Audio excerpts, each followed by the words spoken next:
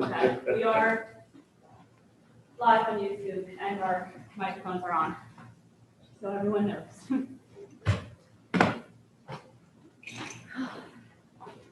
What time is it? That clock's saying 5:00. No, I'm saying that tree. Oh, okay. There were 3 big trees down on the terrace. But yes, the one across, apparently the way the neighbor was watching, winds cut through I don't know there. why the screen is looking like that. Our house Can you right see that across the okay street. from your angle, Steve? No. I'm sorry? Can you see the screen Yeah. okay? Yeah. From your angle? It's almost Just seems like it's yanked it out of the ground. Acting weird. Are they cleaning it up yet? It feels better in here, but still kind of like thick. We've already had to put our first call into Debbie. Well, I guess that's the way. Password to get into the laptop. Well, yeah, I'll go to his house and destroy that house. I mean, I. Actually, we did, It's a little hard to Amy didn't maintain realize it how was the same you password have for kids Debbie's on the desktop. floor, That's what it sort was. of horizontal, So she's like, oh, it's that password. Yeah. Okay. but how could it just cut like a tiny, Yeah. I mean, it took out trees further up on the terrace, nothing on the other side of the street though. You talking about today?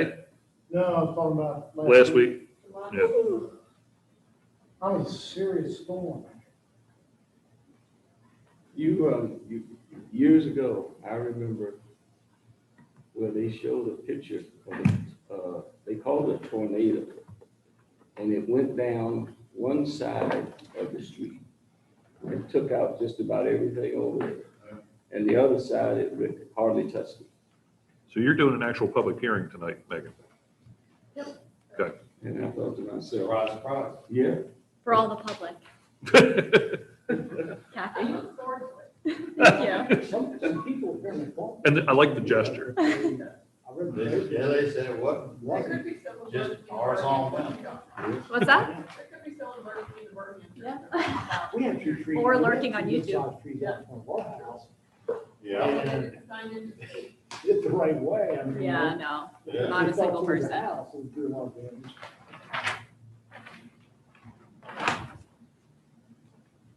after that, How long was your power? Over 20, over, well, last. Oh, here, I guess I should put these extra over there. That might be nice That afternoon, for all the public. right? It didn't come on till I can't Welcome. keep one. about noon. the You want me following to- Oh, really? We had power Chris, back around 9 yeah, o'clock. we have a quorum. Yeah, she's the fourth. It was the same day. Oh, no, we were all night long, we went all night that power. Yeah. And it was just, Good evening. hi, Chris. Hello. No, It was either side of the alley that's behind us that runs between Potomac and Hamilton. From Prospect all the way out to, Northern. Oh, okay. So it's a circuit running down that alley. There must have been a line, a local line out. I mean, I think the whole substation was down because for 4 hours, the power was out all the way from downtown, all the way out to Northern Avenue, even on the other side of Northern Avenue. I came out, looked, it was around 5:30. We don't have any engineers Traffic coming? lights, got We don't have any engineers coming? to. I think our only engineer is zooming in. Okay. That's Darren Quillen there from Well, One on. almost 7, wait till 7, start the meeting.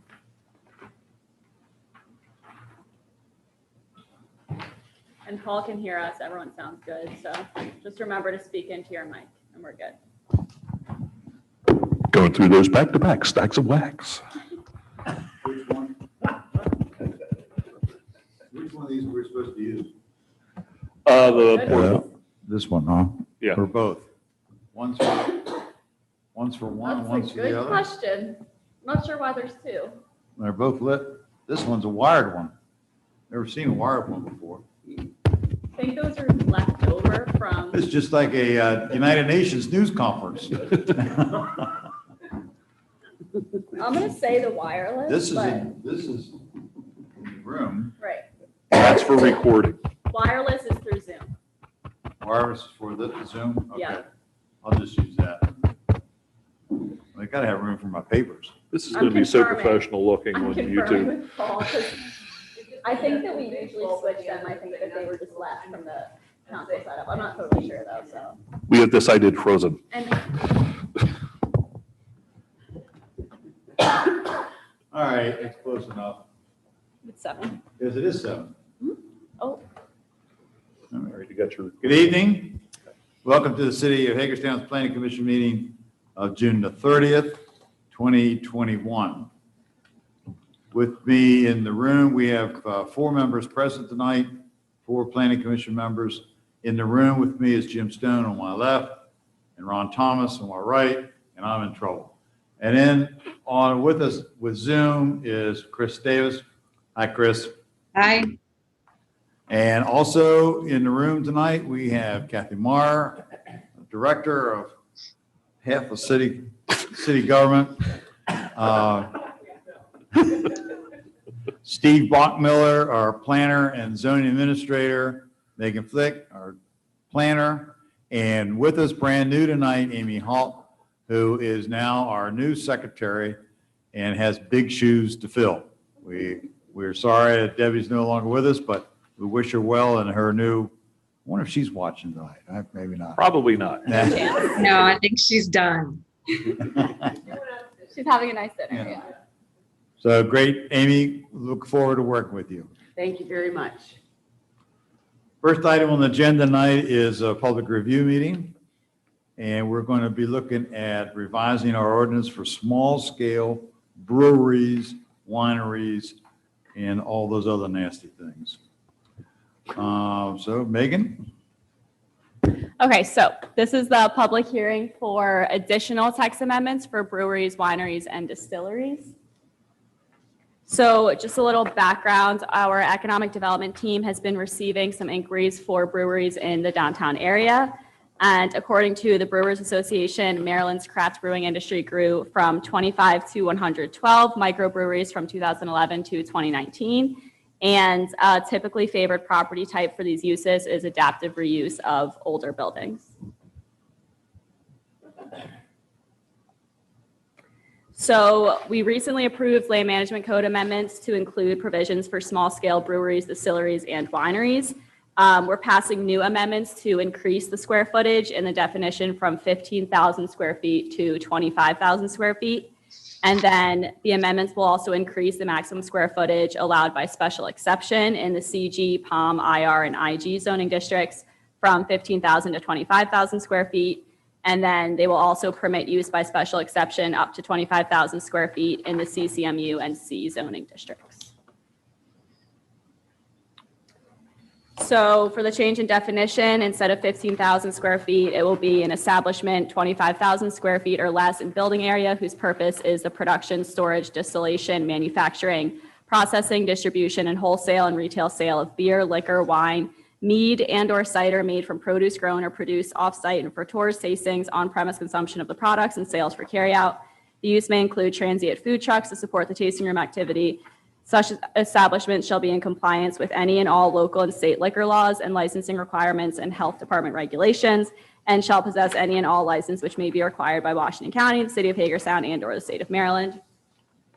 And then the next amendments for the use chart will still be permitting them by right in CCMU and C, and then allowing by special exception up to 25,000 square feet in those same zoning districts, and then increasing the square footage to 25,000 square feet allowed by special exception in CG, POM, IR, and IG.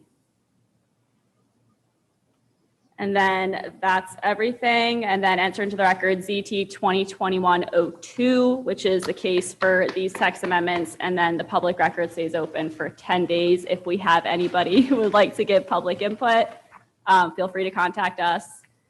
And then we will have a mayor and council public hearing, I guess, probably end of July or August.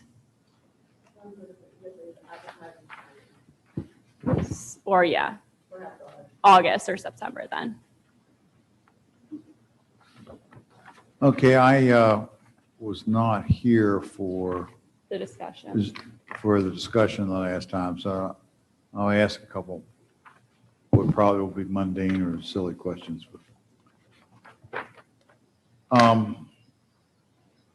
Why does EDC think we need to go to 25,000 square foot? I don't know how much we're allowed to. They received inquiry from a prospect that wants to relocate here and they want to have a space, 25,000 square feet for the enterprise. Do we know how much, I need to wrap my brain around it. How much does the new distillery downtown, you know what the square footage is on that? Could begin to guess. Prohibition, Prohibition Pub. No, the Minor Schmidt, Minor Smith, yeah. Nowhere near that. yeah. Different product. What was that? It's a totally different type of enterprise compared to Meinl Schmidt's. It's not a good comparison to use. It's a brewery that's the prospect. I'm trying to get a concept of space, that's why. Well, it is a distillery though. It's, So I'm it's But I still- mean, the going to beg to prospect that differ, wants but the 25 is a different Right, type of right. enterprise. I would say it's probably not even close to 15. Minor Schmidt, yeah. Yeah. What do we call it if that's not a distillery? That one was. That's a distillery. Distillery Pub is how it got its approval for the CCMU, which is, those uses are permitted. we're just dancing around synamics. Yeah. So again, I'm trying to get a concept of how big 25,000 square footage is. I mean, it comes to maybe 150 by 170, A little more than but that. 150 is 3 small lots wide by 170, so where it could be 150 by 100 by 100, 250. So still, I'm just trying to think, why does someone, I mean, it seems to me that's a lot of space. And I just haven't been able to wrap my brain around that, the need for that kind of space, or we want that kind of space.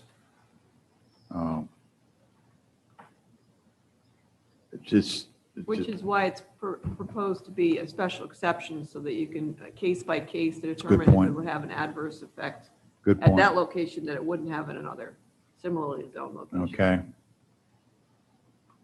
All right. We were also told though that, although there had been one specific inquiry, that some research indicated that neighboring jurisdictions did also allow larger. You mean from our discussion from last time Yeah. when Doug was talking about surrounding jurisdictions and the sizes that they It allow? was more comparable to what other Yeah. jurisdictions allowed. to. 25,000. Yeah, I think so. If I remember. I remember that being brought up also, that That was probably consistent with other. consistent with others, yeah. And another thing that is proposed is to remove the prohibition on outdoor speakers. I was going to get that next. Oh, yeah, did forget to mention that too. I was going to get that next. Okay. And so in some of these areas, do we really want outdoor speakers? CCMU? What Doug from DCED brought up is why does this one particular use get special treatment about noise when every other use is allowed to go before the mayor and council for an exception to the noise ordinance if they plan to have an event that exceeds the decibel thresholds? There was being advocated that we allow the noise ordinance to deal with things rather than having one particular use not be able to be subject to the noise ordinance by just saying you can't make noise, period.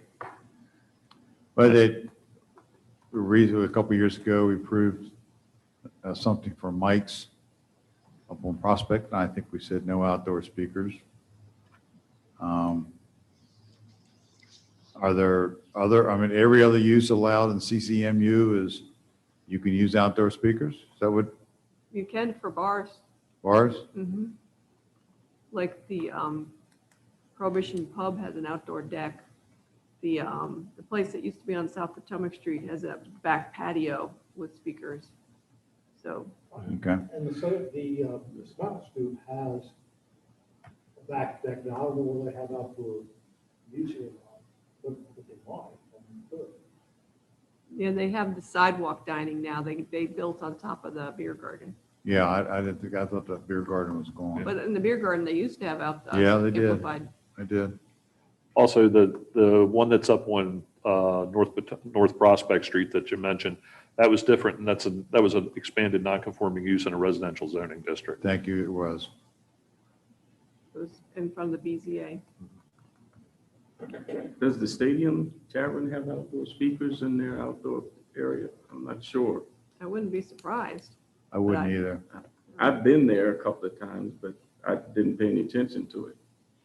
All right, well, if we allow for other similar establishments, I guess we can't not allow it for these. Your zoning administrator would be grateful not to be a noise enforcer, which this would be the only thing in the ordinance that we would enforce, because I don't enforce, a different branch of the city government enforces the noise ordinance. I don't do Okay. that. That's a good argument also. The one question I had was this one sentence here said, use may include transient food trucks to support the tasting room activities such as establishments shall be in compliance with the local liquor. Does that mean that you can have a portable, for want of a better word, alcohol truck or whatever that? No, that would be, I read that as food. It's Okay. food. Yeah. And do be aware that this definition already exists in the ordinance. It's just this is not a whole Yeah. new definition. Oh, okay. This okay. is, Well, you we have can the rethink that. strikeout and the Yeah, this is the reds. approved. We can rethink things, but Because what I was looking at, it said such establishments shall be in compliance with any and all local and state liquor laws and licensing requirements and health department regulations also. So that's why I was wondering if this was something that was added that included alcohol. well, all these will have involved alcohol. Okay, okay. They're all Because the distilleries and sentence about wineries and- alcohol regulation follows the food truck sentence, so it makes it seem like Yeah. it's talking Okay. about food trucks being regulated by the liquor Okay. board. I Okay, think that's what you mean. Oh, that's what okay. yeah. All right, so I've talked through it for my satisfaction. That was Anybody the- else? That was the only question I had. Yeah. Then, Chris, you got any comments? No, not this time. Okay. They want to testify on Jim? this?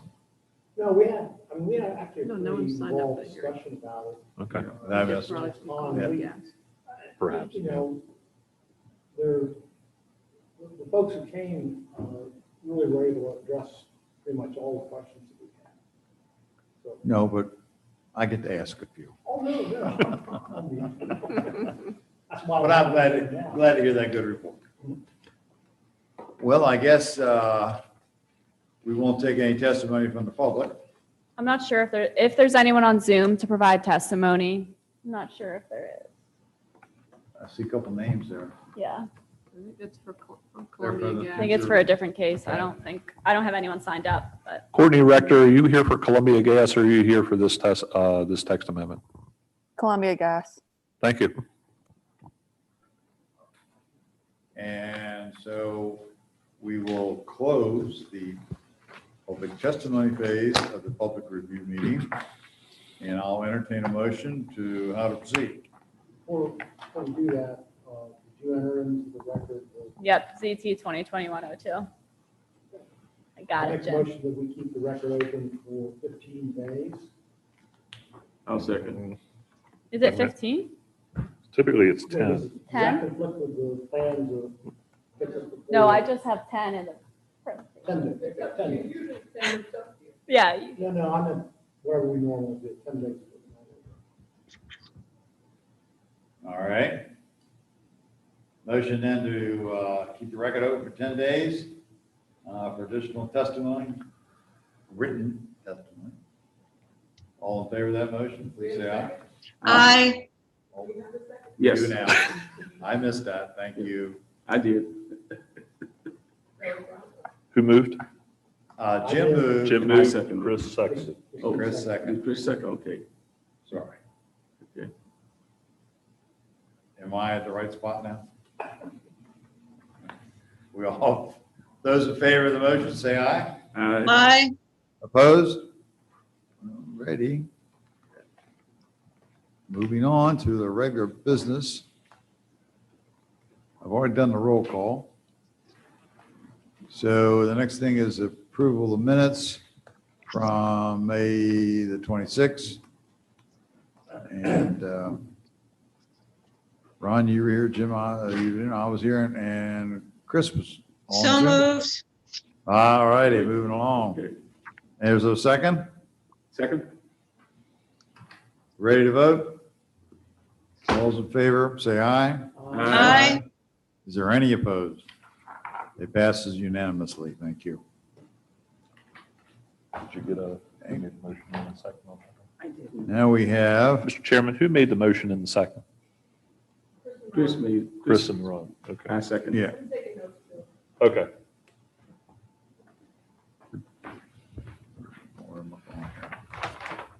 so we now have the development review of Columbia Gas of Maryland, 55 Sycamore Street. Okay, representing Columbia Gas via Zoom, we have Darren Quillen from ERM and Courtney Rector.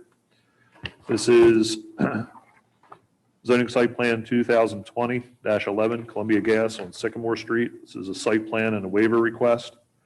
This site plan is being put forth so that the applicant can remediate through removal and replacement suspected contaminated soil and install an impervious cap paving over some suspected contaminated soil that may remain. All in all, the overall configuration of the site will not change much.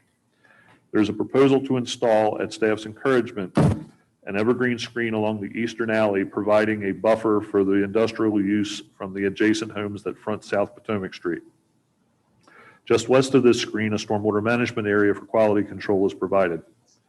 There is some retrofit of landscape islands on the parking areas that will be disrupted by the construction.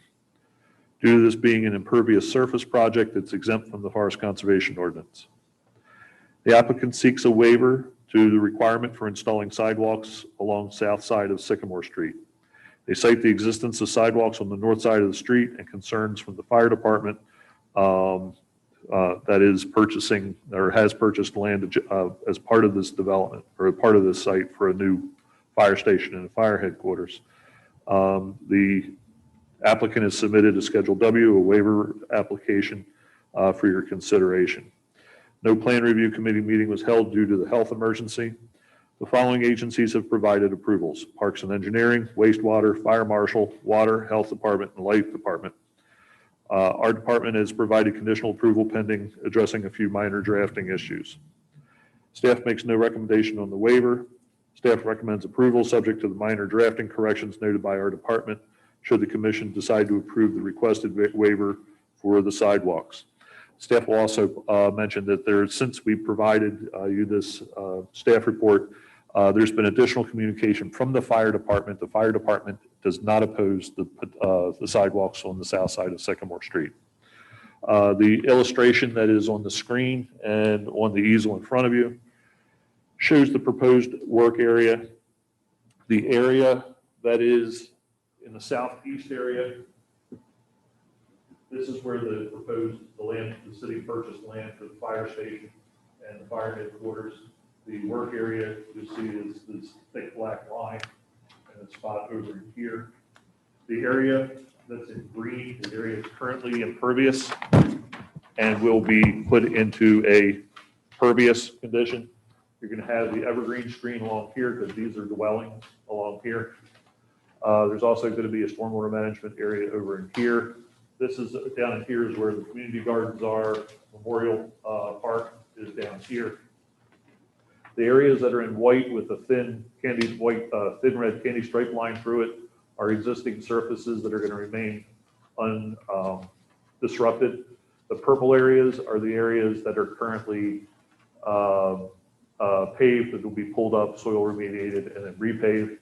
And then the areas that are green up in here are some additional rechannelization and formalization of some of the parking area.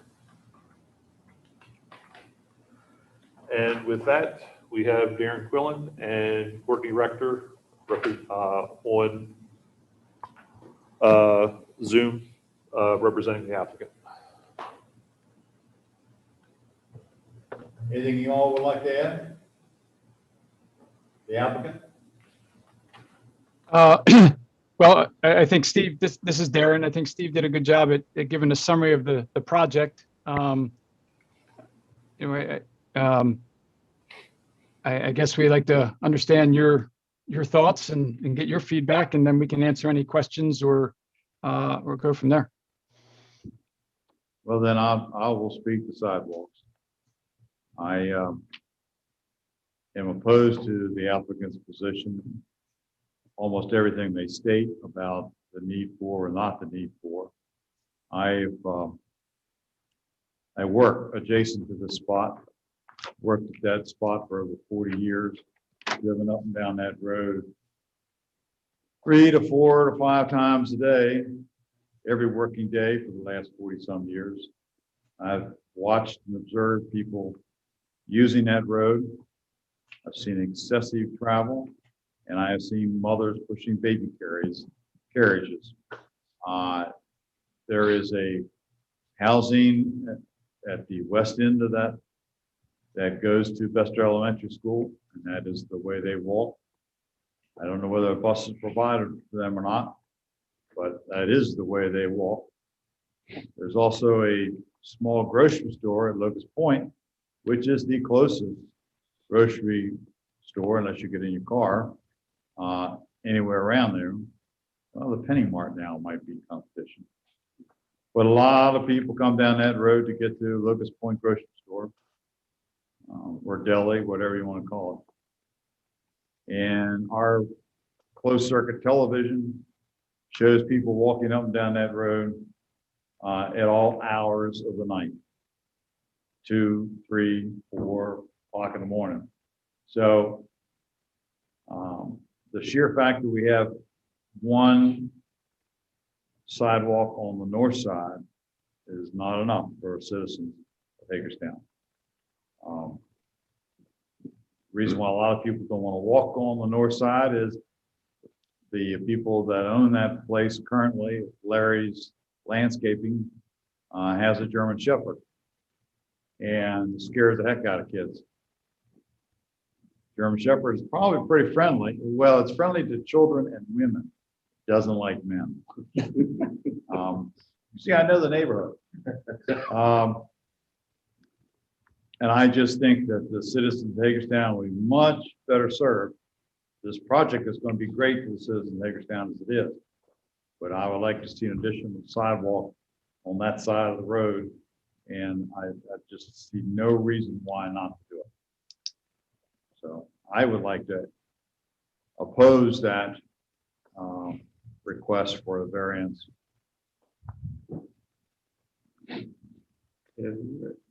So am I understanding it correctly that the area that is owned by the applicant, Jim, this is Chris. I can't hear you. I'm sorry, This might be. what, does the area owned by the applicant encompass the whole area along the south side of Sycamore Street? And it's not broken up by these blocks that are shown on this wall? It goes from here to there. Okay, so it's not going to be a sidewalk on the. Well, from here on, there's no sidewalk on that side.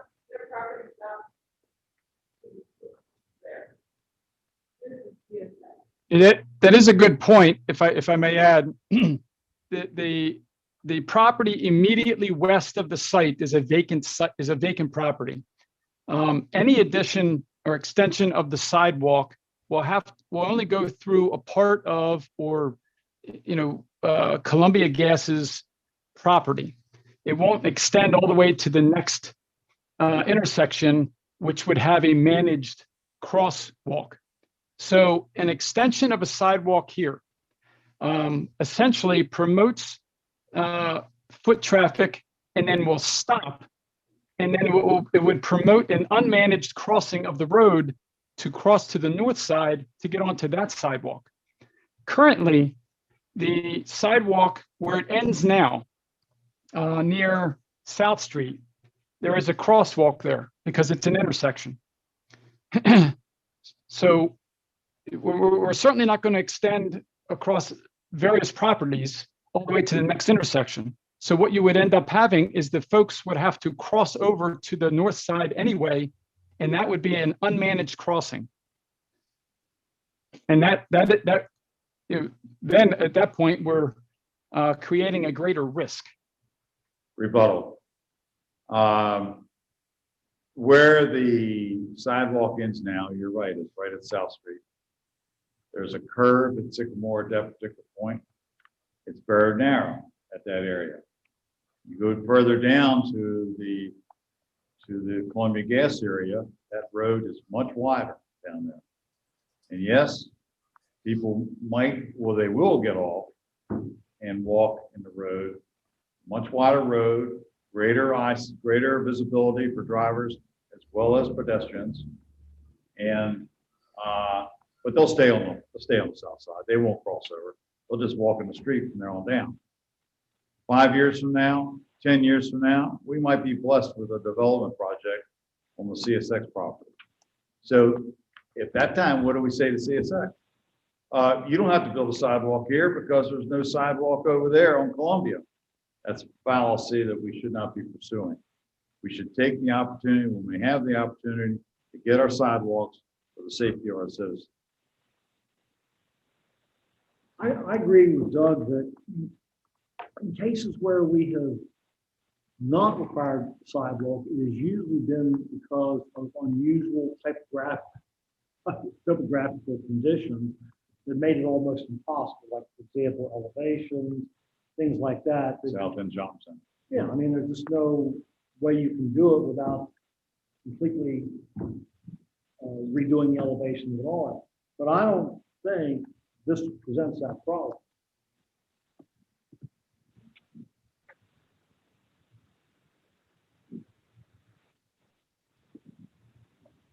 Did we lose the applicant, the engineer?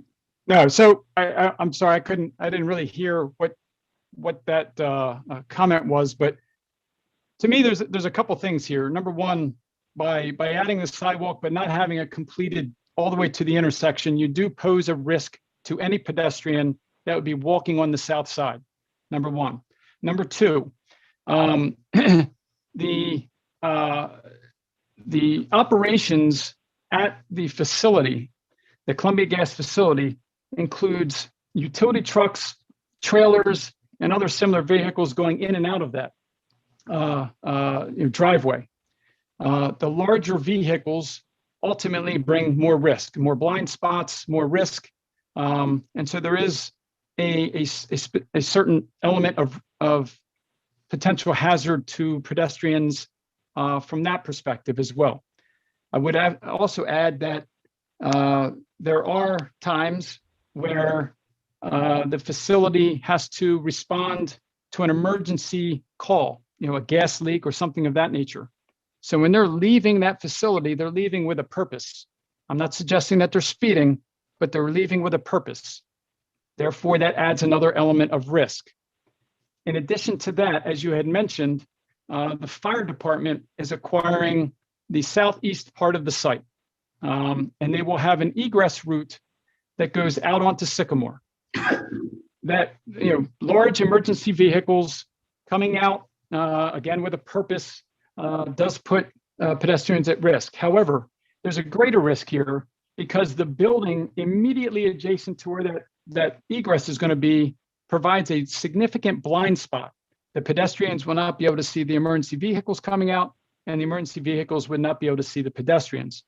So, any one of these, I understand, you might be able to work around, but when you take this collection together, added risk upon added risk, I understand what you're saying with respect to, you'd like to have a sidewalk there, and at some point in the future, 10 years from now, if CSX decides to, sell that property and it's redeveloped, there's an opportunity there. But by having an incomplete sidewalk, you are promoting an unmanaged crossing, which does put foot traffic and pedestrians at risk, and you add these other elements of risk into it, there is a safety problem. I've made my case. And this is, Reiterate. My feeling. this is Dave. Go ahead. Sorry. My feeling is that I understand your concerns, the applicant. I understand the applicant's concerns, but I kind of feel that it's outweighed by the importance of taking every opportunity we can to foster the policy of having sidewalks on both sides of the road. So I don't think I can support this waiver.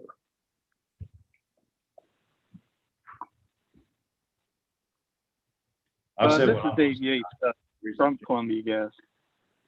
I'm sorry, I didn't hear that. I'm sorry, this is Dave Yates from Columbia Gas. If I could just add to Darren's, if the sidewalk is, if we're forced to put the sidewalk in, you're going to invite wheelchairs to come down through there. This sidewalk is going nowhere. Someone in a wheelchair could follow this down to the dead end of this sidewalk. Where are they going to go? The city would have to put a crosswalk in and put a handicap ramp on the north side at some point to accommodate a wheelchair to get down and cross the street, Sycamore Street as well, from south to north. But you know, we're not digging all the way to this property. I mean, we're just doing an environmental, trying to clean up cap an environmental issue. I mean, we haven't done anything to expand our business. Have we built out there or had some meaning to put sidewalks out there, we would. But in this case, this is just inviting more danger to the public than I think a sidewalk is by keeping them out of the street. They're going to walk in the street one way or another. And I don't know, is there any legal issues with us, ending the sidewalk to nowhere? That it's, you're putting someone in danger at that point. They have to walk in the street at that point. They don't have to right now. They have a full sidewalk on the north side. I'm sorry, I'm going back over old ground here, but there's not another fire station in the city of Hagerstown that doesn't have a sidewalk right in front of it. They cross that sidewalk every time they leave the fire station. They have lights on, sirens on, everything else. It happens every day of the week. They come out. The rescue squad, they come out over top of sidewalks. There's no rescue squad station in the city of Hagerstown that doesn't cross the sidewalk to get out of the building. There are thousands and thousands of businesses that have, well, that's too many thousands probably, who have businesses in the city of Hagerstown that have vehicles, trucks going in and out.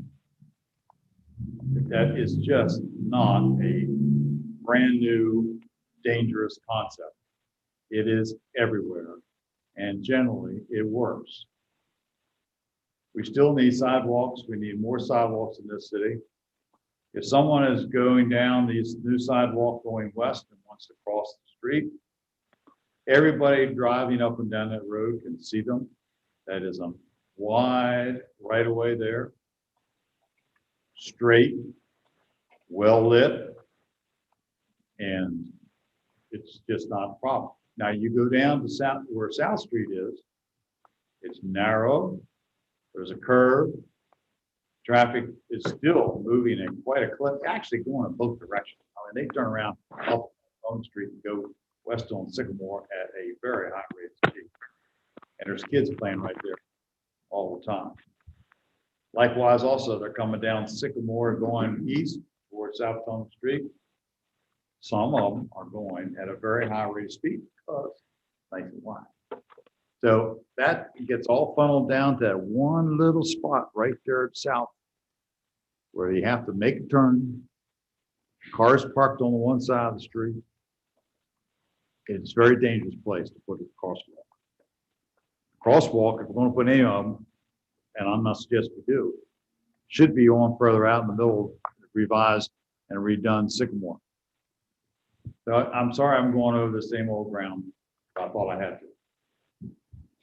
I'm kind of If I could ask, just so I'm clear, what you're suggesting is it's okay to walk in the street? Because if this sidewalk ends, you're suggesting that the foot traffic would then continue along in Sycamore, walking along Sycamore. Is that my understanding? Yeah, that'll probably happen, and even if we put the sidewalk in, they'll probably still walk in the street. But you can't teach smart like that. But we should, as a municipality, provide safe places for them to walk. Whether they walk there or not, doesn't matter. I mean, but we can't do that. We can't have police out there telling them, you gotta walk on this side of the street, or that side of the street. But we're at least where we can, and where we have the opportunity, we should provide a safe path for pedestrians. And I think this is an example of can and should. I would like to hear how Christine and Ron feel about it. We haven't heard from them. Thank you. I've always been against anybody having to walk in the street.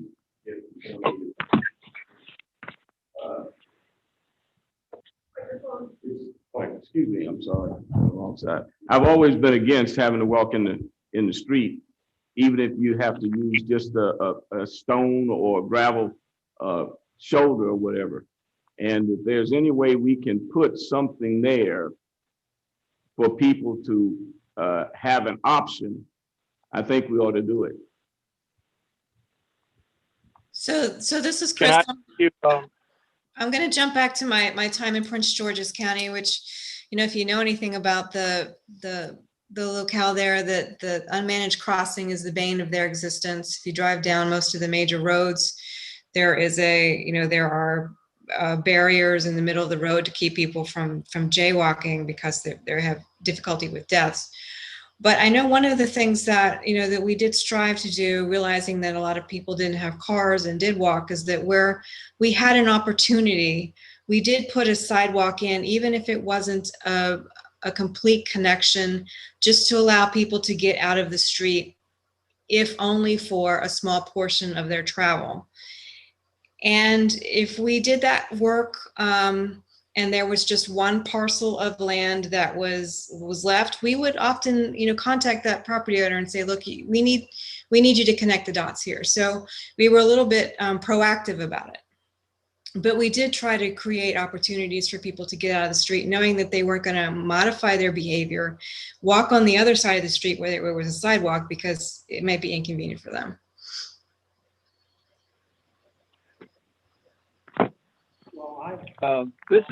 I'm sorry. I keep walking on people. I can't see the video. I apologize. But if you would just let me know when everyone's finished, that I could speak to one more thing. I think we're close to the end, but you certainly can get the last word. Oh, okay. Let's say we have we do put the sidewalk in. What are we going to do with the wheelchairs? Because you're going to have somebody come down there in a wheelchair, and the sidewalk's going to end. They either have to turn around and go back up the way they came and go up to South Street where they should have crossed to begin with, or they're going to go out into the street now halfway down and try to get across. So what are you going to do about that situation?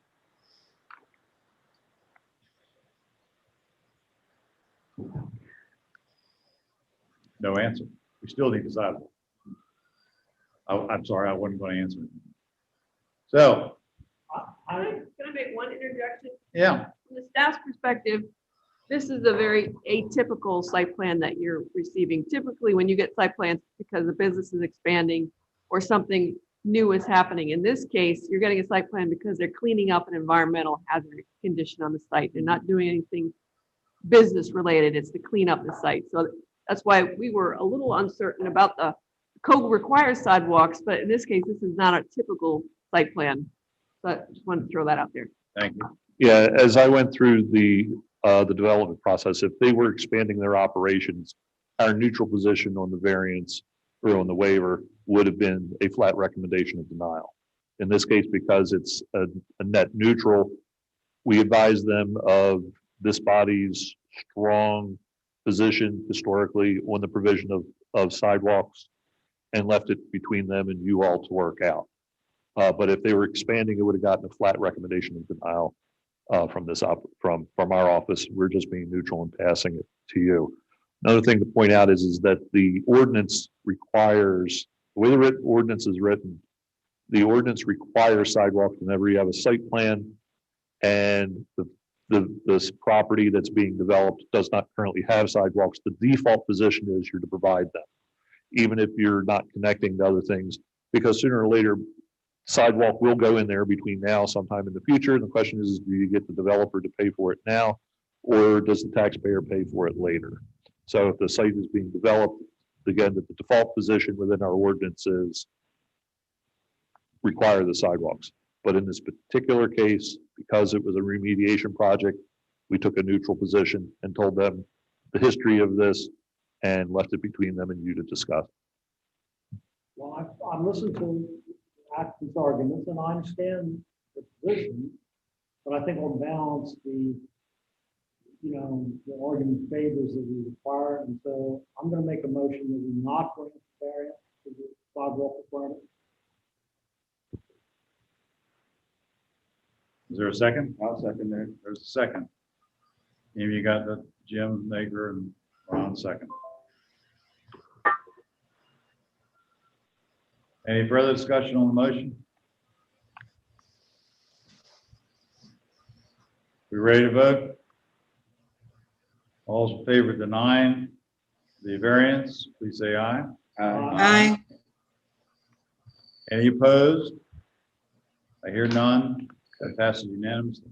And Mr. Chairman, for a motion on the site plan, for it to be, since it does not have sidewalks on it, the waiver was denied.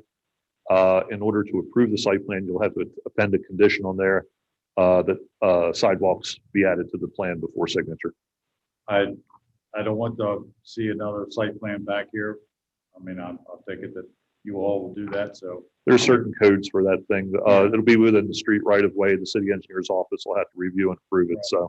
I'll make a motion to approve the site plan with the conditions with outstanding planning department comments and the comment that the project will have to be, the site plan will have to be amended to provide sidewalks.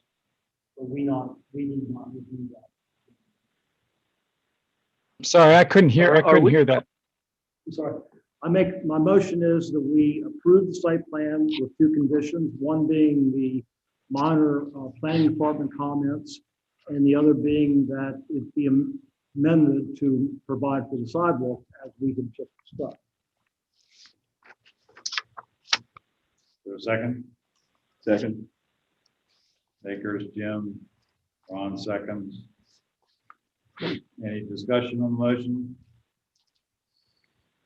Ready to vote? All's in favor of the motion, please say aye. Aye. Any opposed? That passes unanimously also. Thank you all very much for that discussion.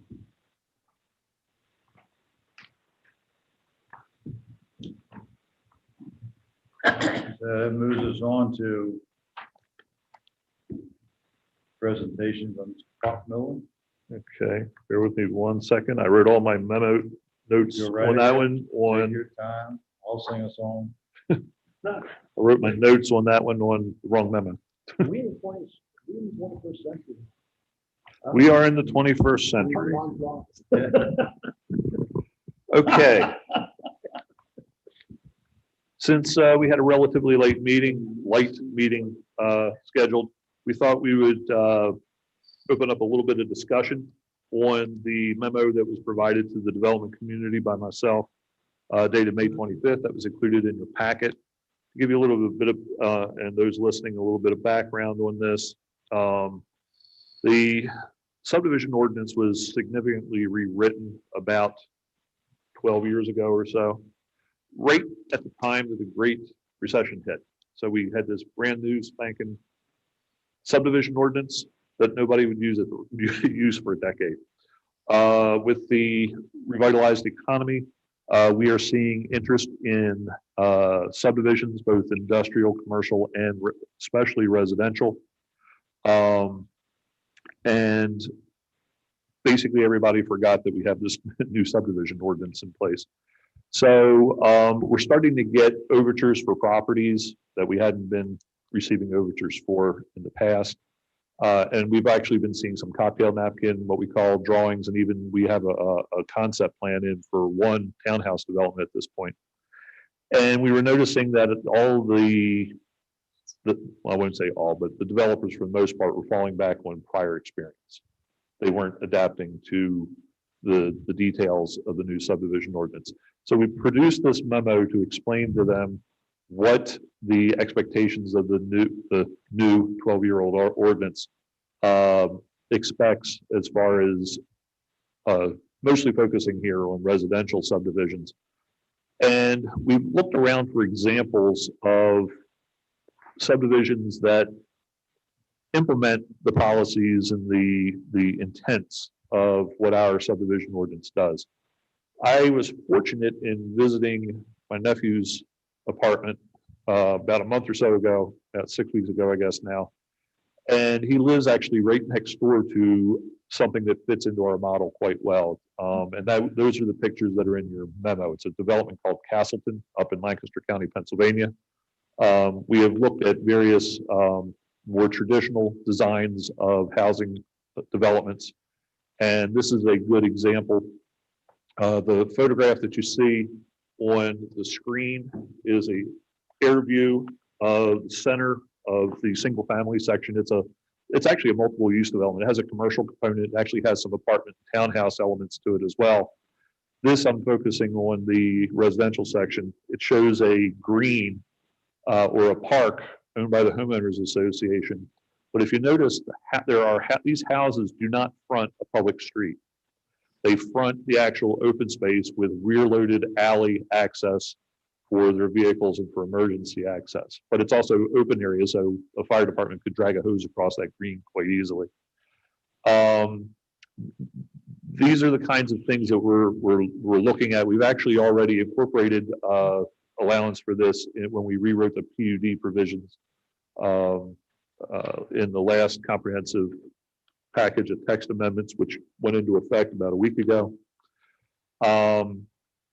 And we're thinking that we're probably going to need to make some tweaks to the residential bulk requirements and some of the subdivision ordinance a little bit to actually make this more the standard, not just something that you would do in a PUD.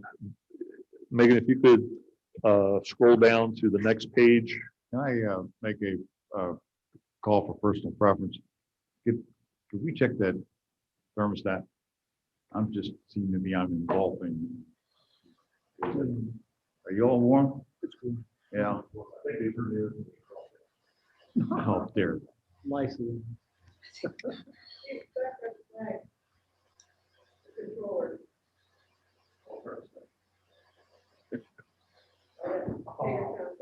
Oh, gosh, open. It's over 80. It feels like it. It's not me. I'm not having a heat flash. All right. Yeah, it was warm up. Yeah. Let's see what that gets us. Thank you. This page, Steve, or one more? One that has that one right there. If you notice, what do you have here? You have better streetscapes. You have room for as much on-street parallel parking as possible. You don't have the streetscape interrupted with every house having a 1 or 2 car wide driveway apron. Cars are not the front yard ornaments of these developments. In this particular development at Castleton, what they did is they used a alley system around the interior of the development, but around the outside, it's more traditional front-loaded garages because you don't get the full benefit of the use of the alley just by having houses on one side of it. So the idea is to incorporate pragmatically on a site-by-site basis these types of more traditional north end, south end type designs where they make sense, but also work with the developers, because, and that was one that I started getting some feedback from some of the engineering companies. That was one of the questions that they had looking at these illustrations or observations. They said, we see your point on the interior of the development, but they agree with the way this development was laid out, where the houses are around the outside edge of it, where there's not going to be houses on the other side of the alley. It makes no sense. That's how Greenwich Park is. Yeah. One load of garage all the way around the perimeter. Right. One question that we had been asked was, in this particular example, the alleys are made out of asphalt. If you could, Megan, if you could scroll up to the second picture on that page, or scroll down, I should say, to the second picture. There you go. The alleys in this particular development are made of asphalt. And the question was, would the city allow us to do that? And I went and I asked Jim Bender, and his position is if they want the city to accept in the long term as part of the subdivision dedication of the alleys, like we would be accepting dedication of the streets, then they need to be the city standard concrete. But if they're going to remain in the possession of a homeowners association, maintained by a homeowners association, it's no sweat off the city's nose if they make them out of asphalt. Okay. Well, Now, that's pretty much, I mean, the city, the practical matter, the city doesn't maintain much of the alley system anyway, so. right.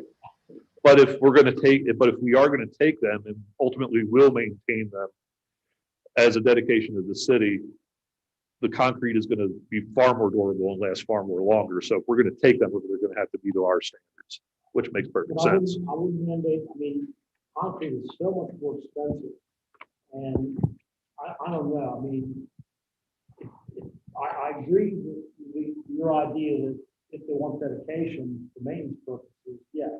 But I don't think we should require people to do out of concrete. As long as it's the HOA. Yeah. If they're going to remain an HOA, yeah, that's fine. Yeah. Now on that photograph that's up on the screen, I am standing, when I'm taking this photograph, I'm standing in that green, that park that those houses wrap around. I'm standing in about a 8-foot wide driveway. And if you notice, there's a driveway apron there. So that way, if there is an emergency in one of these houses, a police car, a rescue vehicle, an ambulance can drive literally into the road network of that park and pull right up in front of a house on an emergency basis.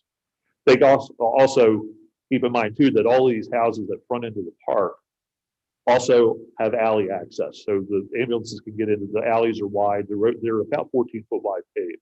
I mean, they're pretty substantial alleys. So access to these houses is not an issue, but it's a great design if you have a house and you're looking at your front door, what are you looking straight into? A park. Megan, if you could go back to the air shot. The width of that park, it's actually a fairly substantial space. When we rewrote the PUD, we didn't anticipate open spaces this big. In theory, it looks like it could work. But when we rewrote the PUD, we said that the houses had to be no farther than 200 feet from a street. So as our PUD is written, we wouldn't get a park that big with the houses wrapped around it. It would be about 2/3 the width of that. Because that is at its widest, it's kind of irregularly shaped, but the farthest houses from that street to the right are about 330 feet from the street. That's more than what we wrote. I think, I mean, we can always have a conversation. I'm thinking that might be a bit wide for our comfort level. Maybe not, maybe I'm wrong. Maybe this is perfectly fine, but that is about 330 feet wide at its widest. So. One concern I have though is that we went to a lot of trouble with menu so that we wouldn't have these developments that were done in condominium regime form with private streets. And I'm concerned about whether what this would do is in effect bring that back. No, it won't. And I'll tell you why. Using this illustration, this is a public street. This is a public street. This is a parcel owned by the homeowners association. It's a park. This isn't a street. This is basically a glorified walkway that you could drive a police car across if you had to. You do have the alley network here. My nephew, by the way, lives right there. But you have the alley system that goes back behind these houses. You have these houses back here face onto the road back that way. You have an alley that runs in between here, dumps out over here, similar development over here. And then you have another street that backs up to adjacent property, not part of this development. They don't have an alley because it backs up to the edge of the development. But this is a park, and you have the houses, their architectural fronts are on the park. Their vehicular access is off the back. Now, one of the places that we would probably need to tweak our regulations a little bit as well is that we're going to do attached rear garages. It's part of the principal structure. In the RMOD district, that's 35 feet. That's a 2-car depth parking lot. I'm thinking maybe we need to write an exception in there that if you have a 1-story attached garage coming off the back of the house servicing an alley, that you can have a smaller setback. So you have 1-car depth from the alley to the garage and then the garage. Because otherwise, a 35-foot setback for the principal structure, you're going to have, if you have a 2-car garage, you're going to have a 4-car car pad consuming a big chunk of the backyard. I mean, Fresh Park is a park development now, it's a garage is only one car length from the lot. Jim, I can't hear you. Jim. What? Oh, I'm sorry. Hold on. Greenwich Park's, the garages are only 1 car length from the alley. And that was done as a cluster development, not PUD, but I'm assuming it had to comply with the regulations that were affected that time. I would have to go back and see what the regulations were because that development once started going on the record over 20 years ago. I'd have to do a little bit of historical research on that to see how things may have changed. So, I mean, I think you're right about the concept. 1 car length, if you're on an alley, 1 car length ought to be enough. Right. Yeah. And if you go with the detached garage, then you have the accessory structure setback, which is only 5 feet, which is not going to give you a driveway, but they would still have to compensate. They'd still have to provide 2 off-street parking spaces that are not garages. One of the things that we're seeing in some of these developments, I'm going to show you another development here in a minute on Google Earth. One thing that I am uncomfortable with in some places is some developments, not this one, rely on garage for their parking. And I don't think we should go that route. It's always been a problem to the city in the past. I don't think we should adopt those. So the examples that I'm showing you tonight, I'm not saying any one of them is perfect. They individually have their issues that I think that we should not, in other words, we should pick and choose the good pieces of them. But identify the things that we know around here that have been a problem and stay away from those particular items. There's a development called Walden up in Mechanicsburg, Pennsylvania. I'm going to show you that in a second. They do have developments where they literally have no parking other than their garage. I don't like that. That's not I would not recommend that as part of our design.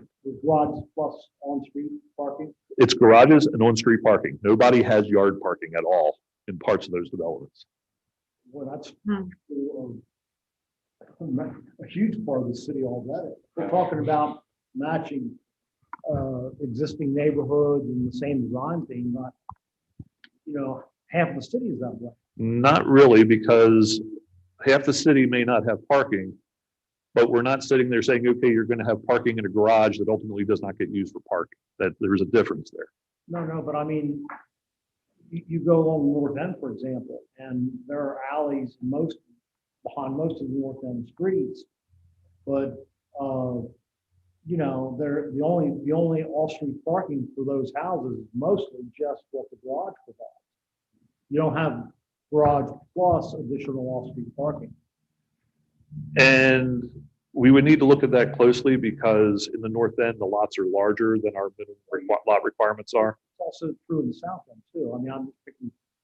Right. I'm a little concerned about that. Sounds awfully restrictive. When you have a 50-foot wide lot, you've got and no driveway entrance.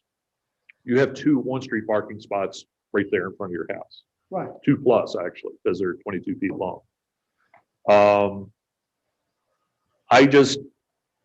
If you rely on garages to meet the anticipated demand for parking, I think we're going to run into the same problems we've run into in the past. you got an enforcement problem now. Right. Because 50% of people, if not more, stuff their garages with other things because they didn't give them enough storage, other places on their property. Canoes, Yep. lawnmowers, swing sets. So, I have a 2-car garage in my house. I have exactly 0 cars in my garage. no, I got 1.5 garage. Well, Can't get a car in I there. mean, people are gonna do that anyway. I agree with that.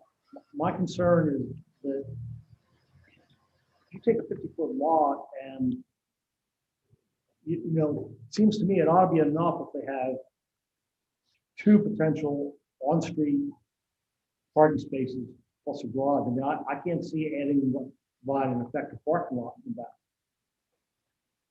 That seems too much. Okay, well, those are numbers that we can work out in a more detailed conversation. Let me stay at the 30,000 foot level with this overall here. Getting back to your earlier question about the width of the park or so, I would leave it where we have it now. And if someone for market value or sales wants to increase the amenities, go get them. Figure out a way to make the language of the ordinance flexible where we can entertain it being wider, is what you're saying? Or encourage it to be wider. I think this is a particularly attractive development considering how dense these houses are. This would be a nice place to live. Megan, if you go to page 7, I want to show you what the view is from my nephew's backyard. It's the top picture there. Those are a couple of the houses in the Castleton development. If you notice how the 1-story rear load garage coming off the back of the house is close enough to the rear property line where you have 1 car down there. Our setbacks don't currently allow that. I mean, it will, I believe, in the PUD that we rewrote, but I think, like I said, we're going to need to take a look at how we can. There's a couple of little minor tweaks, nothing that's a major rewrite, but a couple of little minor tweaks that allow a little bit more flexibility to come up with this kind of rear load design. But if you notice, there's 2 cars sitting side by side in front of that 2-car garage. You're not getting a 3rd and 4th car into those driveways. Megan, if you go down to the Does your cousin have on-street parking out front? My cousin is in a totally different development. He's in a townhouse apartment complex next to it that has parking lot essentially in front of his unit. See, he's next to it. He's not part of it. I don't know whether it's the right answer, but I'd rather see on-street parking than a parking pad in the back that's impervious. Okay. The photograph that you see up there now shows the overall development.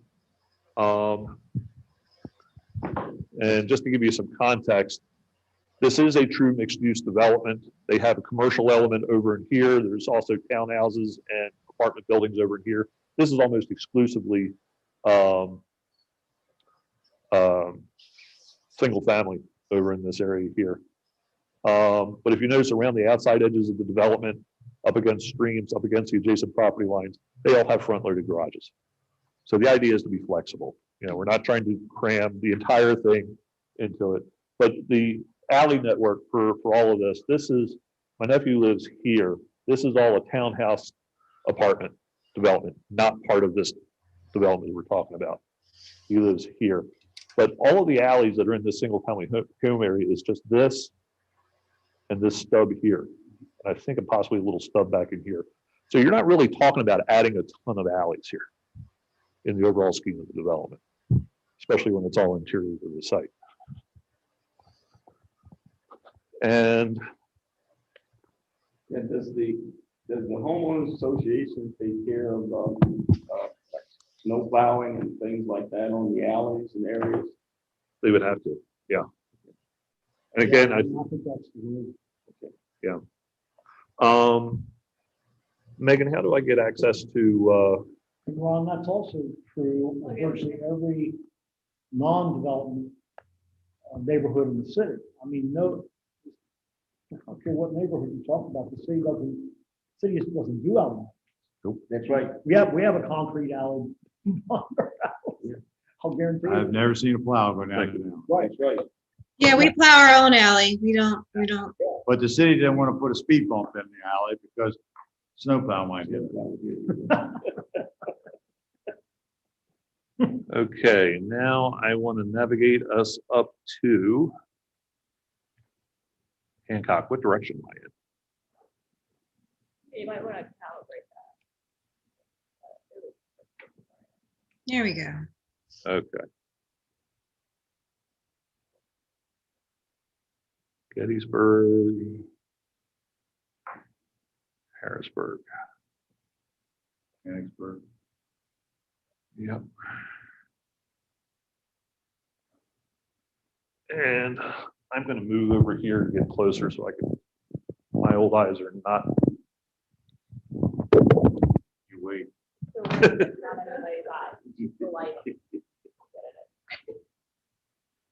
All right, let me see here. Pennsylvania Turnpike. 15. You hit map in the bottom left, I think it's here. Say what? 81.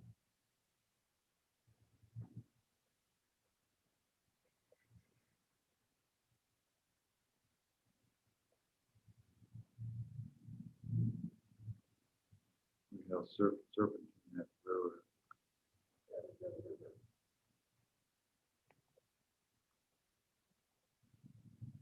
114.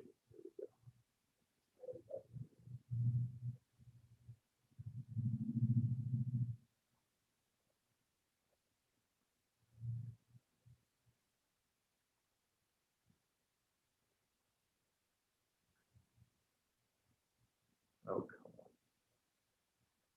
Oh, Woods, here we go. Now, here it is right here. Okay, this is a place called Walden. And again, this is another mixed use development. It has a small commercial component down here, which actually is quite good and might be a good model for some of these mixed use multi-story buildings that we're allowing now by right in the CG and the CR. If I could get down to that. Yeah. This is what at staff level we kind of had envisioned for these places like back off of or Paul Smith, where you really want to do mixed use buildings, have commercial on the first floor, residential above, have it look like a streetscape as much as possible. The vast majority of this development, though, is actually a large development, bigger than the ones that we've looked at in Lancaster County. And it's a little on the higher end side. The houses, like townhouses, are like 2,400 square foot townhouses. So kind of got to kind of adjust a little bit. I don't see us getting that kind of level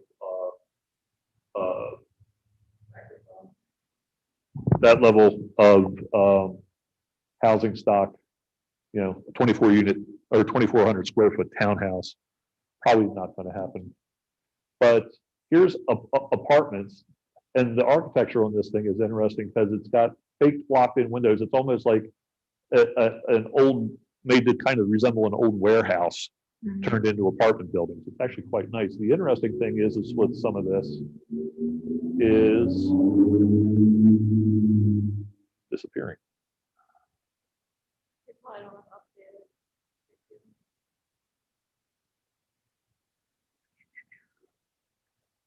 Let me get back over here.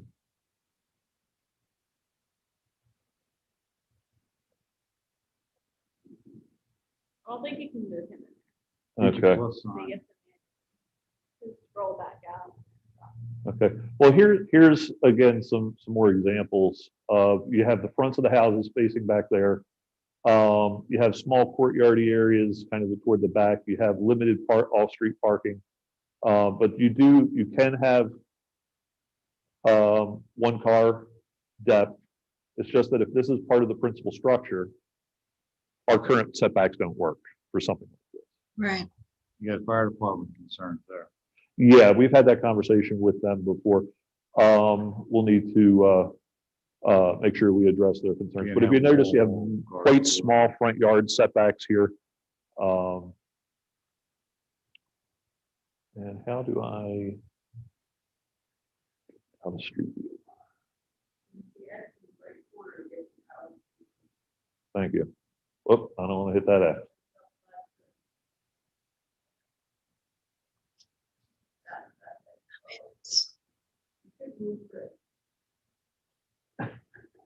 There we go. Moving Chris. That doesn't show on her screen, that's just for us. Okay, there we go.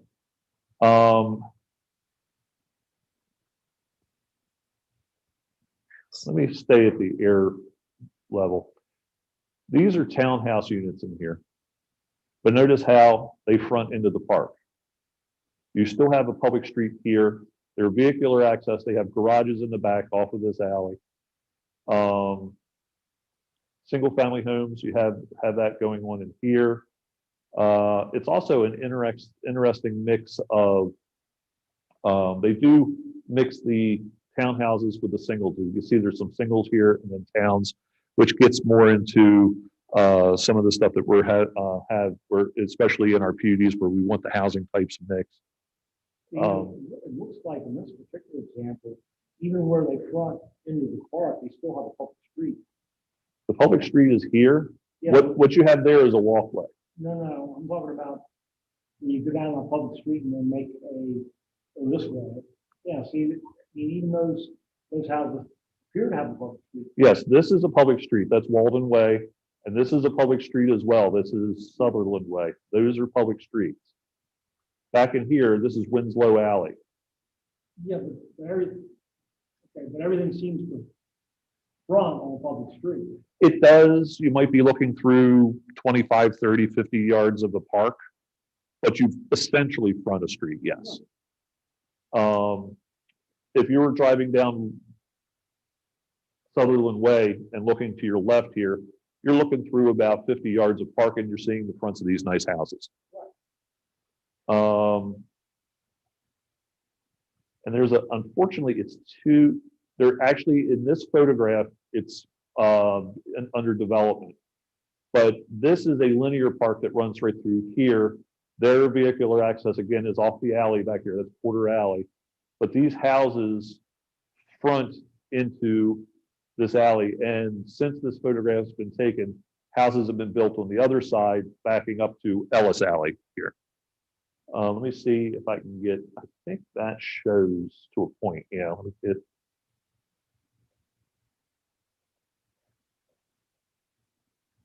I wasn't expecting that.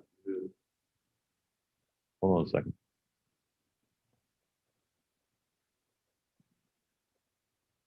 All right, I drove through this development recently. These photographs, unfortunately, are a bit dated.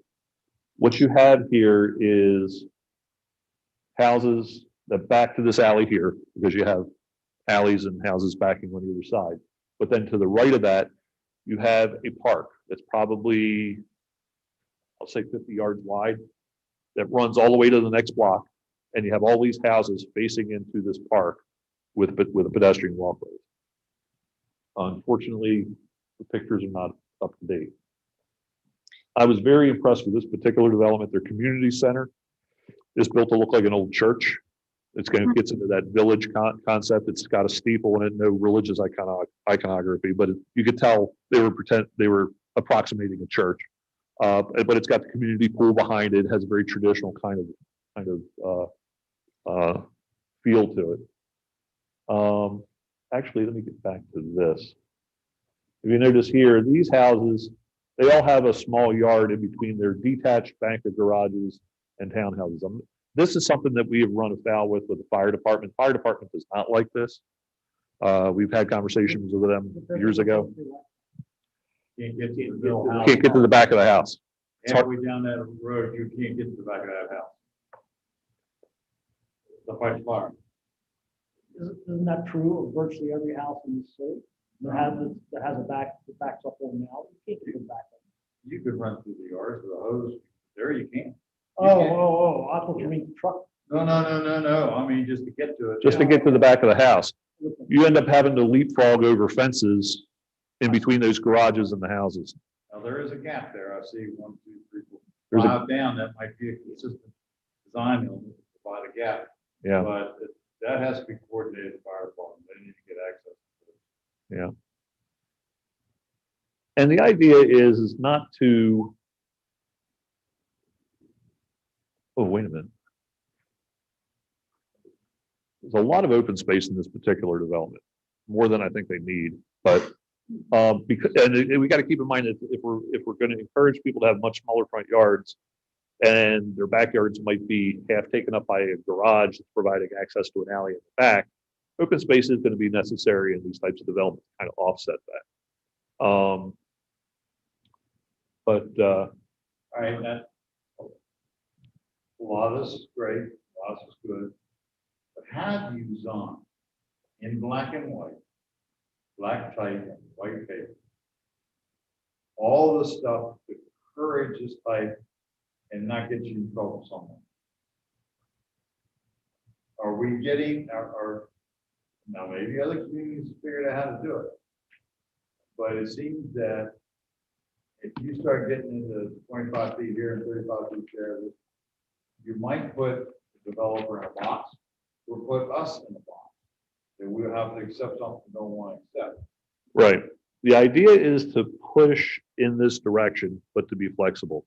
So one of the things that I want to do is I want to look at some of the wording of our subdivision ordinance to make it flexible, but the expected, which we really don't have now. We have one townhouse development that's currently in the sketch plan process. Will probably be coming to you in probably a couple months, where their initial plan was the old design, essentially. And I pointed out to him and says, well, the ordinance encourages this, that, and the other. He says, well, thanks for encouraging it, but this is what we came up with. And that's when I said, go back and try again. I think we have a little bit of a problem with some of the wording of our ordinance Okay. that we need to, and I'm not talking about overhauling and rewriting things. I'm talking shalls versus mays, that kind of thing, to make it read more of the expected rather than the encouragement. I have an observation too, it's similar lines, and that is, I note on page 2 that you say that new development should be consistent with residential development between 1900 and 1950. Well, that leaves an awful lot of the city out. I mean, that seems to me that you have different sections of the city which reflect different periods of development and all that. And I would not want to encourage a style that basically focuses on one period in the city system. The wording that I chose there is because the vast majority of the development of the city, the residential development, occurred in that time frame. And that seems to be what is the most character describing of the city. You're talking your north end, you're talking your south end, those places with using the alleys, having some divided medians, things like that. Well, I mean, you're partly right, but I think that's way too much of a simplification, oversimplification of the reality. And in any case, who are we, I think, to sort of say, okay, this is a 1900s, 1950s theme city, and that's the way everything else is built. I mean, what you shows tonight would fit in that criteria. Right. Everything you showed is not north end or south end Hagerstown. And an example that we all know, comparable to some of this stuff, is small as Smurf Village. And I think that's actually a very nice infill development in the area it is. And it has some of the characteristics that I've seen on some of the things you've done, but it certainly cannot be characterized as 1900 and 1950 stuff. And I'm not necessarily saying everything about this works either. I said that earlier. Of putting so much on paper that you get stuck with someone coming in and saying, what you said. Well, the problem is as of right now, the way it's written, if somebody really wanted to push the envelope, all we're going to get is contemporary garage front loaded stuff that you'll see in any community anywhere in the world, in the United States. And we want to encourage to go beyond that. Well, it's okay to encourage it.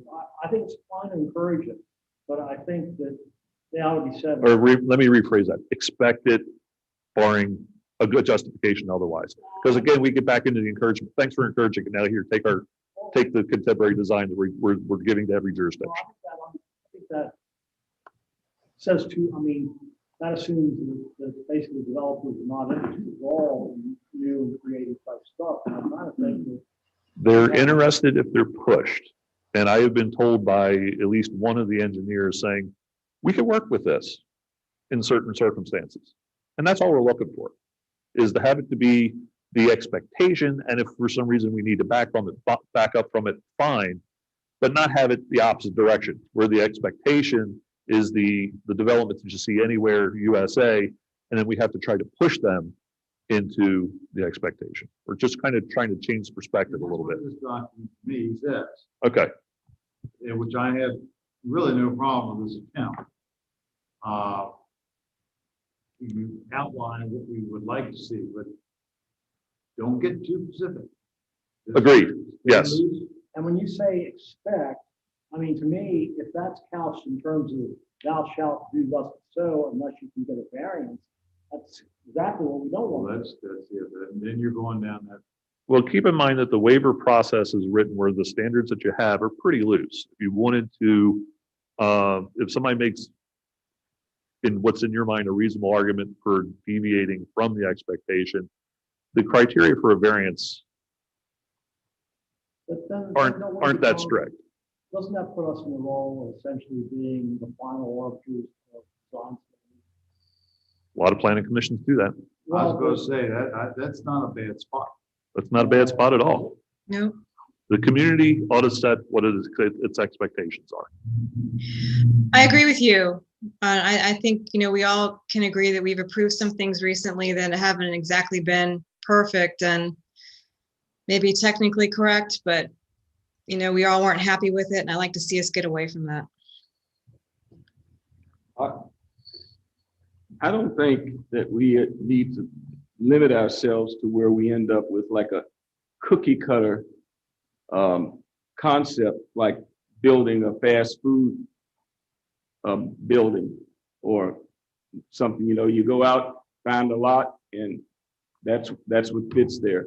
I think we ought to leave our concept flexible enough that we can adjust it to the topography of the area that we want to build in. And also you have existing improvements that you might need to work around. Like we have one property on the edge of town right now that is exploring the possibility of annexing. It has a historic 1812 stone house on it facing an external street. They were initially showing us cocktail napkins of having the whole thing, backs the houses to the street, like we've been trying to get away from the beginning with rewriting the subdivision ordinance. And we're saying, no, use that external street, front houses in the street, put an alley behind it if you have to, line them up with the stone house that's there. Don't tear the stone house down, find somebody to buy it and renovate it, have it be part of your development, which is also characteristic of our community. Because if you look around in the north end, in the south end, there are houses that are in those communities that were there long before the 90% of the houses that were built there are. Down on Surrey, up in the north end, like that one that's right on Potomac Avenue that kind of faces south, kind of the side of the house faces Potomac Avenue. Again, it gets more into that type of development rather than having the developers go in seeing 150 acres and just looking at it as a green pool table and then developing their community in turn. No, the idea is to fit into the fabric that is established of the city. Well, I guess that's exactly what I'm talking about. Look at what you have available and what the surrounding area looks like and try to match it to a concept that fits in that same character. The other thing we're trying to accomplish too is to, our expectation for design being, as Steve's saying, like for a townhouse development, have the alleys, because our experience with the townhouse developments that we've gotten since the boom is that they don't work in terms of how vehicles are stored, in that they don't use the garage, the alley is insufficient, there is no on-street parking, so there's no room for it because the street is full of driveways. And when we bring this up to engineers to point out how it's just not working, their response to us is, well, that's an enforcement problem the city needs to deal with. No. Yeah, and we're like, no, why do you design something that you know is going to be an enforcement problem? Try to design something that's more easily used that you don't create. That's called Problem. passing the buck. Exactly. Yeah. Mhm. Not my problem. Don't make it my problem. You need to figure it out. I'm going to build it. This is the way it's going to be. You've got to fix it. I think that this, we may not be giving ourselves enough credit. I mean, I think this commission has a fair amount of authority to address situations like that as is. And so when you come up with these, I mean, you know, the concept is good, but it's all in the details. And we want to stay away from dictating details. I agree with you all. We need to be flexible. We don't want to drive the developers into a box any more than we want to be stuck in a box that we don't want. The idea is to work with the developers to come in with the best design possible for that particular site. And that means not drilling down to that level of detail as a codified requirement. I agree with you on that. But where our language is lacking is it puts the vast majority of the discretion in the developer. It should be more so in this body Yes, and it is. and the standards that it adopts. Could be. Correct. What about any development of more than X, I'm thinking 10, number of residents, dwelling units, there needs to be a planning charrette. That's Where an they come interesting in. concept. I like that. I would say if it's a charrette with the planning commission, Yes, yeah, yes, as opposed to the general public. right. Yeah, just the planning commission. Yeah, Well, that would be too cumbersome for a developer. I think we could, matter of fact, we might be actually even able to require it within the language of the existing ordinance. Let me check on that. I think it's discretionary on our part to push something like that. Let me double check that. Okay. But we may already have that authority to push it before they actually come in with an official concept plan. We do Now tend to you meet have- with them at the staff level. You got some ambiguity, but you have some expected expectations. Yeah.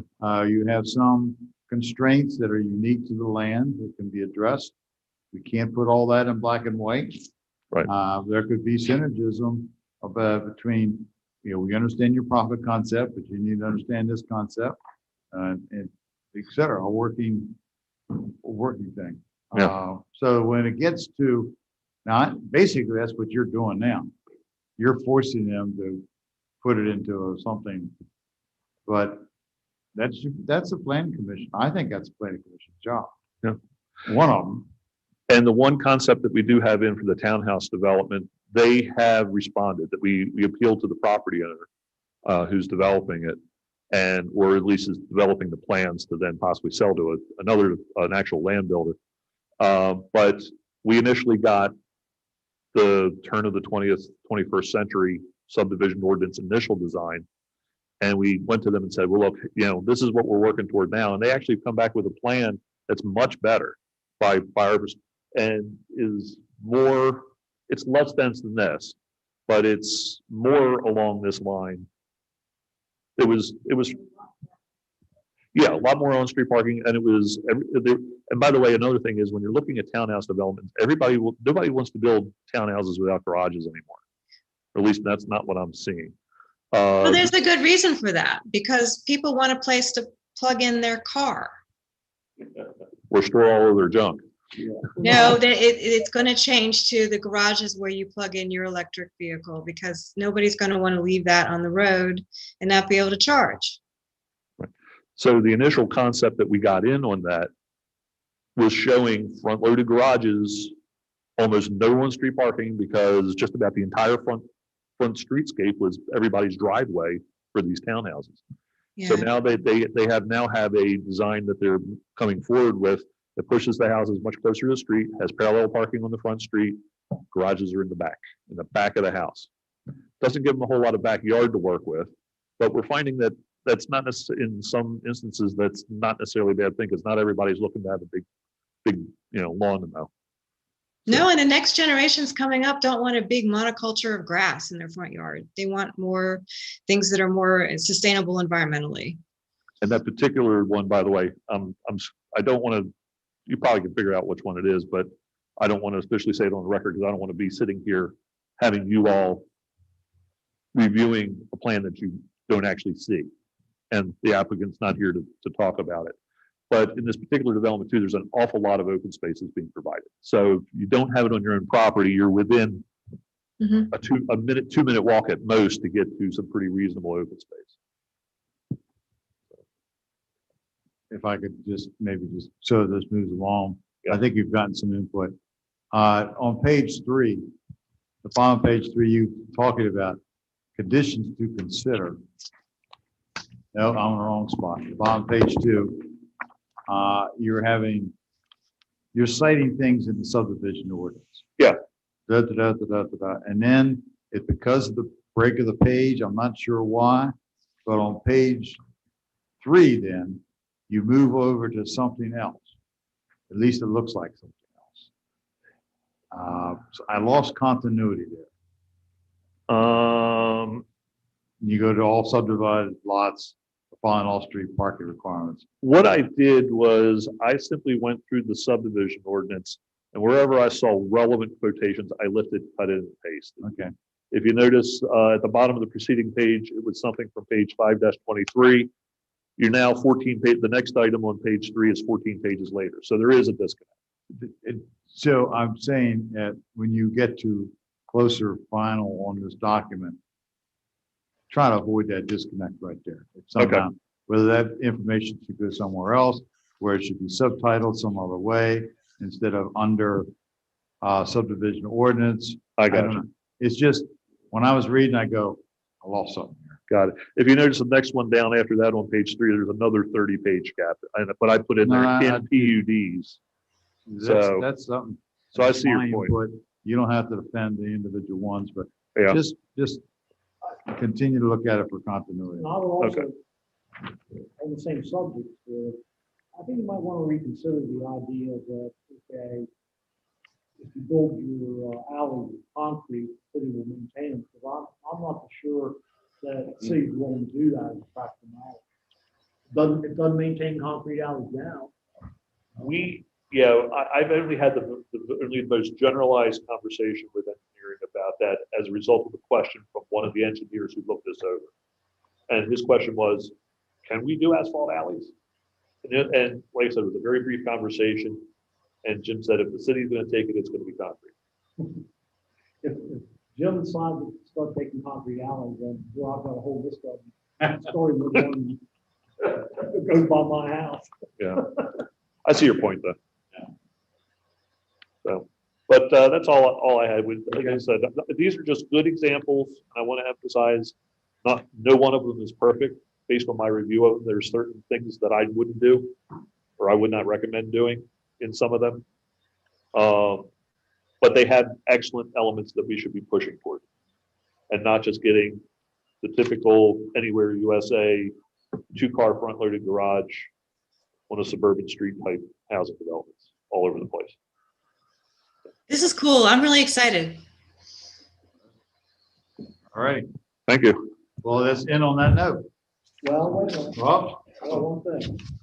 We didn't formally do that.